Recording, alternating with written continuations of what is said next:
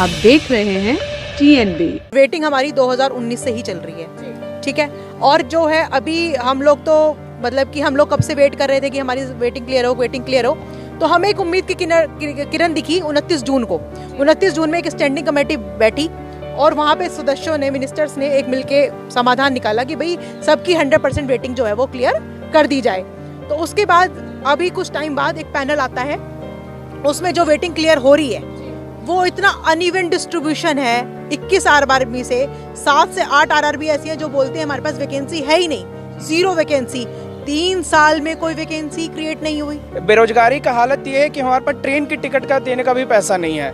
और फिर आप जब कोई कहता है कि यहाँ इतने कम लोग आते हैं तो इस बात पे भी बड़ा दुख होता है कि जब बच्चों के पास ट्रेन का भी पैसा नहीं और आप लोग नंबर की बात कर रहे हैं तो गलत बात है। हम बता रहे हैं कि 5000 बच्चे हैं तो 5000 हैं वेटिंग में। रेलवे वेटिंग क्लियर करो 100% जवाब दो। स्टैंडिंग कमेटी के आदेश का पालन करो। स्टैंडिंग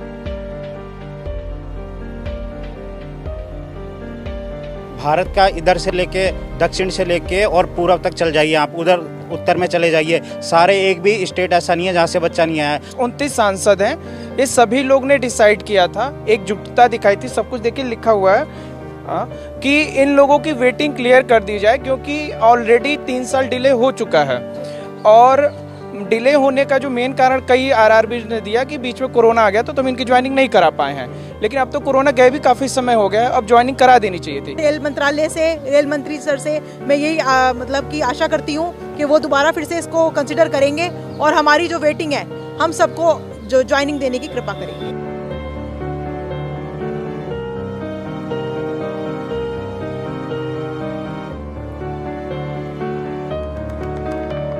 नमस्कार, आप देख रहे हैं TNB। मैं हूं आपके साथ निशा लकवाल। दिल्ली का जंतर मंतर अब प्रदर्शन का केंद्र बन चुका है। सभी लगातार प्रदर्शन किए जा रहे हैं हर अपनी मांगों को मनवाने के लिए, और जिसमें एक बहुत अहम भूमिका छात्रों की रही है, चाहे फिर वो एग्ज़ाम से रिलेटेड हो या अपने हक से रिलेटेड हो। आज फिर से यहाँ पर बहुत सारे छात्र जो हैं वो आए हुए हैं और छात्र हैं RRB junior engineer medical fit के, जो एग्ज़ाम जो हैं वो क्लियर कर चुके हैं, सब चीज़ें आगे से क्लियर हैं, ऑर्डर तक आ चुके हैं, लेकिन इनको अभी तक ज्वाइनिंग जो है वो नहीं दी गई है। क्यों नहीं दी गई है, कहाँ कमी रह रही है, क्या कुछ वजह है, आज ये जो स्टूडेंट यहाँ पर आए हुए हैं इन्हीं से जानेंगे। लेकिन ये स्टूडेंट जो है वो सिर्फ किसी एक राज्य से नहीं आए हैं, देश के लगभग सभी राज्य से आज यहाँ पर ये स्टूडेंट आया हुआ है अपनी मांगों को सरकार तक पहुँचाने के लिए। तो सबसे पहले बात करेंगे मैम आपसे, आखिर क्या ऐसी मांगे हैं जब सब चीज़ें क्लियर हैं उसके बावजूद भी सरकार जो है क्यों ध्यान नहीं दे रही है? अब एक्चुअली मैं आपको इसका पूरा कंटेंट बताना चाहूँगी कि हमारे पास जो है ये वेटिंग हमारी चल रही है और वेटिंग हमारी 2019 से ही चल रही है, ठीक है। और जो है अभी हम लोग तो मतलब कि हम लोग कब से वेट कर रहे थे कि हमारी वेटिंग क्लियर हो। तो हमें एक उम्मीद की किरण दिखी 29 जून को। 29 जून में एक स्टैंडिंग कमेटी बैठी और वहाँ पे सदस्यों ने, मिनिस्टर्स ने एक मिलके समाधान निकाला कि भाई सबकी 100% वेटिंग जो है वो क्लियर कर दी जाए। तो उसके बाद अभी कुछ टाइम बाद एक पैनल आता है, उसमें जो वेटिंग क्लियर हो रही है वो इतना अनइवन डिस्ट्रीब्यूशन है। 21 आरआरबी से 7 से 8 आरआरबी ऐसी हैं जो बोलते हैं हमारे पास वैकेंसी है ही नहीं, 0 वैकेंसी। 3 साल में कोई वैकेंसी क्रिएट नहीं हुई। तो फिर कमेटी बिठाने का क्या मतलब है? अब इसमें कुछ अब नॉर्दर्न जोन में वहाँ से 15% क्लियर है और कहीं कहीं पे 80% क्लियर है। तो हम ये जो अनफेयर जो डिस्ट्रीब्यूशन हो रहा है, हम इसके लिए यहाँ पे आज आए हैं और सरकार से ये निवेदन करना चाहते हैं कि इस मुद्दे को दोबारा देखा जाए।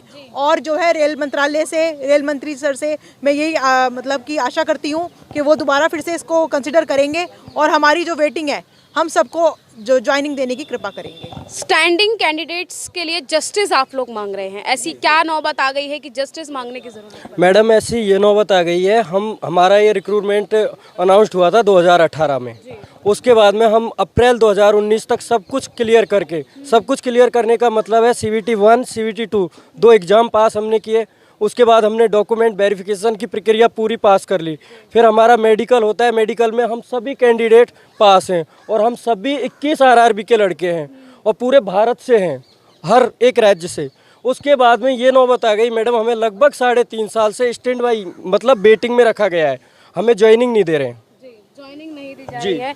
ये एक बड़ा सवाल उठ रहा है कि सब कुछ क्लियर होने के बावजूद भी वेटिंग में रखा गया है। क्यों आखिर आप लोगों को इतना इंतज़ार करना पड़ रहा है? क्यों आप लोगों को वेटिंग में रखा गया है? ऐसी क्या वजह है? क्योंकि हम देख रहे हैं कि लगातार निजीकरण जो है वो हो रहा है चीज़ों का। अब इन सब चीज़ों में भी यही चीज़ें आएंगी तो फिर आप लोगों के भविष्य का क्या होगा?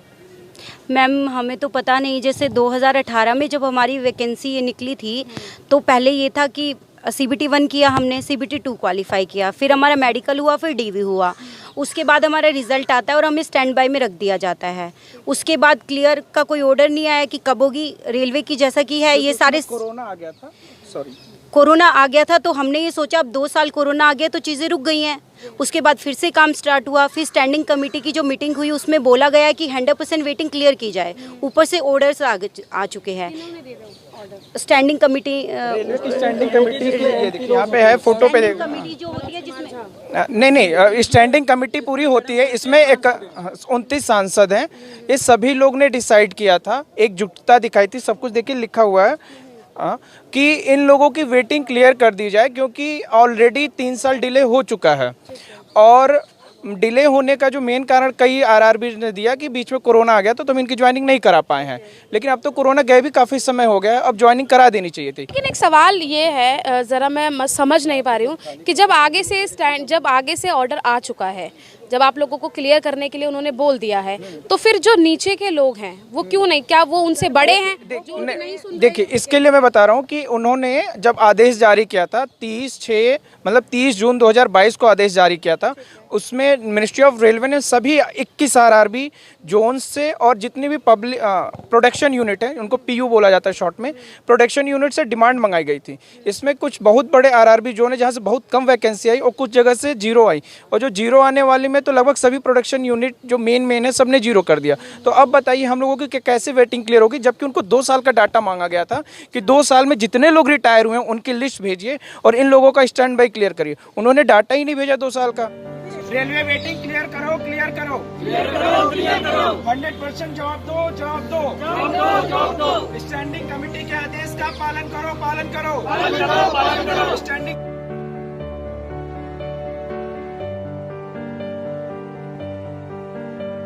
मतलब 3 साल हो गए इस बात को। 3 साल में क्या 0 वैकेंसी आती है और कहीं पे सिर्फ 15% वैकेंसी क्लियर कर रहे हैं। मैम ने जितनी बातें कही सर, वो एक मिनट थोड़ा इधर आ जाए कैमरा जी। एक इनका पोस्टर लगा हुआ है, उसमें लिखा हुआ है, स्थिति को सारे डॉक्यूमेंट निकले थे गवर्नमेंट के और ये सारी हमारी मांगे। देखिए यहाँ पे 3 तारीख को निकाला गया था, फिर 30 तारीख को भी हुआ है, 14 तारीख को हुआ, सबके आदेश नंबर भी हमने लिखे हुए हैं। इसके बाद भी गवर्नमेंट हमारा मतलब हमारी अभी तक वेटिंग नहीं क्लियर हुई, स्टैंड बाई हमारी नहीं क्लियर हो पा रही है। इसके लिए अनइवन डाटा सबसे ज़्यादा जिम्मेदार है जो रेलवे जोन्स और प्रोडक्शन यूनिट ने भेजा है।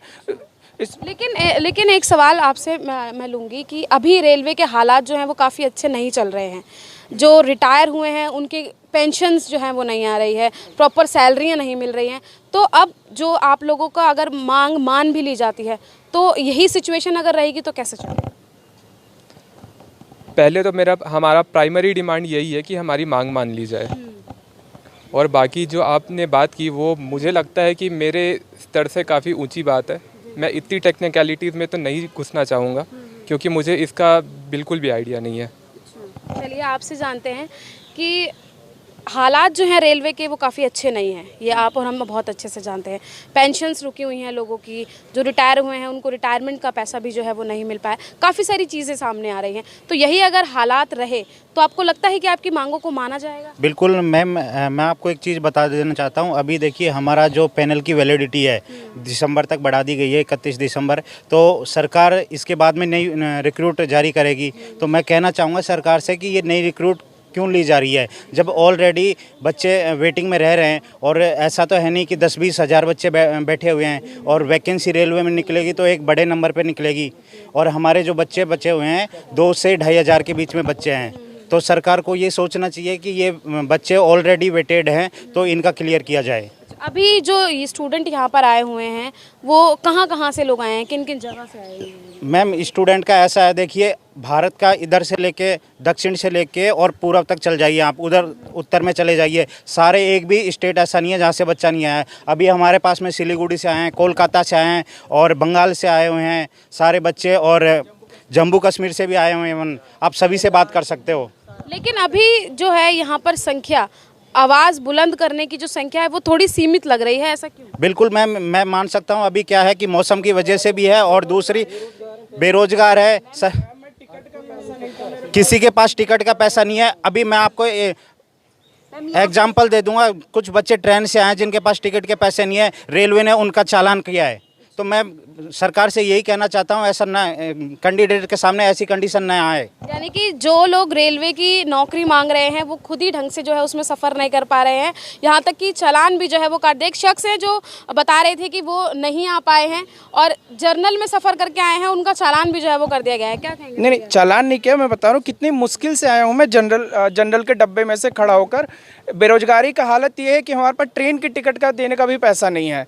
और फिर आप जब कोई कहता है कि यहाँ इतने कम लोग आते हैं तो इस बात पे भी बड़ा दुख होता है कि जब बच्चों के पास ट्रेन का भी पैसा नहीं और आप लोग नंबर की बात कर रहे हैं तो गलत बात है। हम बता रहे हैं कि 5000 बच्चे हैं तो 5000 हैं वेटिंग में।